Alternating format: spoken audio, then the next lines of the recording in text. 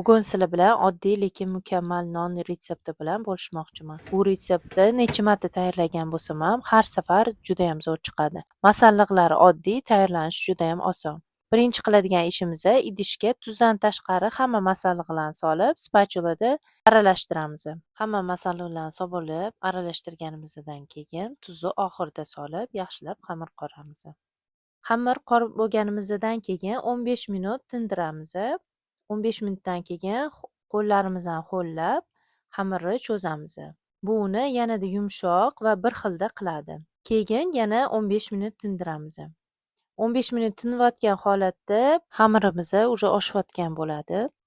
Keyingi bosqich ixtiyoriy, lekin men uni har doim qilaman. Xamirga yana bir marta shakl beramiz. Xamirni yana 5-10 minut tindiramiz. Unlangan stolda xamirni non qolipiga moslab shakl beramiz va sariyog'langan non qolipiga solib xamirni oshiramiz. Judayam oshib ketishi kerak emas, non qolipi to'lmasligi kerak.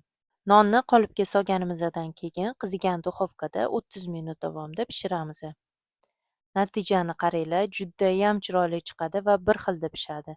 Albatta tayyorlab ko'ringlar, retseptini yaqinlaringlar bilan ulashinglar, taomnomaga obuna bo'lishni unutmanglar. Kommentariyada o'zingizlarning fikringizni yozib qoldiringlar, albatta kutaman. Keyingi videolarda ko'rishguncha xayr.